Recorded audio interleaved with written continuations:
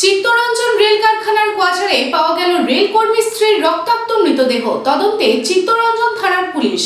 ঘটনাকে ঘিরে রীতিমতো চাঞ্চল্য ছড়িয়েছে চিত্তরঞ্জন রেল নগরীতে। কিভাবে রেল কর্মীর স্ত্রীর মৃত্যু, এই নিয়ে উঠেছে প্রশ্ন।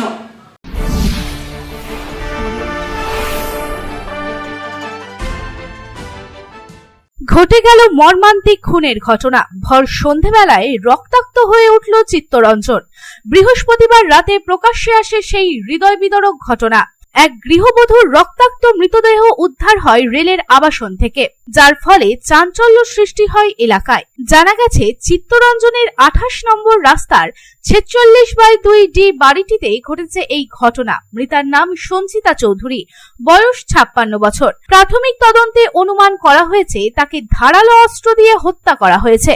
জানা গেছে, গৃহবধূর ছেলে দেবদত্ত চৌধুরী ঘটনার দিন সন্ধে 6:45 নাগাদ মাকে বারংবার ফোন করেও ফোনে না পেয়ে বাবা প্রদীপ চৌধুরীকে বিষয়টি জানান। রাত 8টা নাগাদ প্রদীপ চৌধুরীর কাছ থেকে বাড়ি ফিরে দেখেন সদর দরজা খোলা। ঘরে ঢুকে দেখেন জিনিসপত্র সব লন্ডভন্ড হয়ে পড়ে রয়েছে।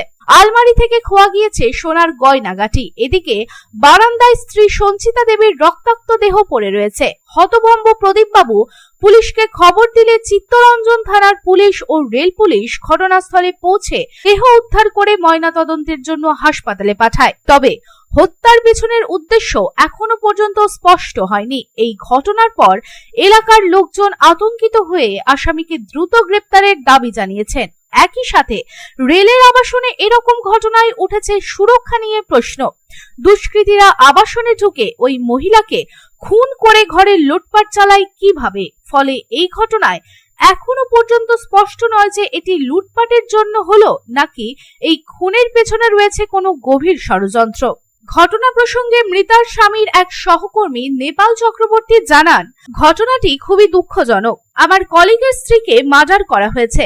আলমারি ভেঙে জিনিসপত্র লুটপাট করে মার্ডার করা হয়েছে। কিভাবে দুষ্কৃতীরা এই কাজ করলো? আগামী দিনে যেন এমন ঘটনা না ঘটে সেদিকে নজর দেওয়া উচিত। স্থানীয় পুলিশ প্রশাসনের সবিলম্বে আসামিকে ধরে যথোপযুক্ত শাস্তি দেওয়া উচিত।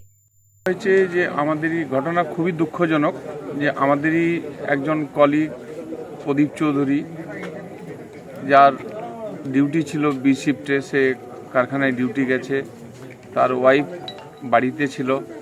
হঠাৎ করে তার কাছে ফোন আসে যে আমরা খবর পাই এবং সে ছুটে আসে বাড়িতে যে তার মিসেসকে মার্ডার করে দেওয়া হয়েছে। এবং যেটা খবর পাওয়া যাচ্ছে, এসে আমরা যেটা দেখছি যে পুরো বাড়ি তছনছ করে দেওয়া হয়েছে।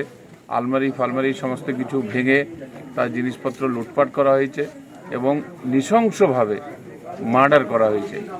যেটা চিত্তরঞ্জন শহর এত সেফটি সিকিউরিটি, এত প্রোটেক্টেড এরিয়া, তা সত্ত্বেও কিভাবে বাইরের লোকরা এবং এই সমস্ত সমাজ বিরোধীরা এসে এই কাজ করে যাচ্ছে, এটাকে আমরা খুবই গভীরভাবে দেখছি এবং আমরা অ্যাডমিনিস্ট্রেশনের কাছে দাবি রাখবো যে এটাকে খুব গুরুত্ব সহকারে দেখে আগামী দিনে যেন এই ধরনের কোনো ঘটনা না ঘটে। কারণ আমরা এখানে পরিবার নিয়ে থাকি, খুবই দুশ্চিন্তার মধ্যে আগামী দিনে আমাদের থাকতে হবে যে আমরা ডিউটি যাব। এখানে সবাই সিঙ্গেল ফ্যামিলি, কারো কারো বাড়ির হাজব্যান্ড ওয়াইফ শুধু 2 জন থাকে, ছেলেমেয়েরা বাইরে থাকে। আজকে প্রদীপ চৌধুরীর বাড়িরও তাই অবস্থা ছিল, ছেলেমেয়ে তারা বাইরে আছে। আসানসোল থেকে সন্তোষ মণ্ডলের রিপোর্ট, পাবলিক টাইমস। আপনাদের শহর রানীগঞ্জে রয়্যাল কেয়ার হসপিটালে রয়েছে উচ্চ শ্রেণীর সুবিধা এবং অত্যাধুনিক চিকিৎসার সরঞ্জামে পরিপূর্ণ রয়্যাল কেয়ার হসপিটাল, যেখানে অভিজ্ঞ ডক্টর ও প্রশিক্ষণপ্রাপ্ত নার্স ও স্টাফেদের টিম রোগীদের উন্নত মানের চিকিৎসা পরিষেবা দেওয়ার জন্য প্রতিবদ্ধ। রয়্যাল কেয়ার হসপিটালে আপনারা পাবেন dialysis, pathology, CT scan, X ray, USG, general surgery, micro surgery, nephrology, neurology, urology, gastroenterology, orthopaedic surgery, maxillofacial, oncology, pulmonology সহ 24 ঘন্টায় এমার্জেন্সি পরিষেবা, 24 ঘন্টা অ্যাম্বুলেন্স পরিষেবা সহ আরও বিভিন্ন সুবিধা। এবং রয়্যাল কেয়ার হসপিটালে রয়েছে স্বাস্থ্যসাথী কার্ডেও চিকিৎসা পরিষেবা। Royal care hospital, NH2 panjabi মোড়, রানীগঞ্জ। Toll free number 180012135557।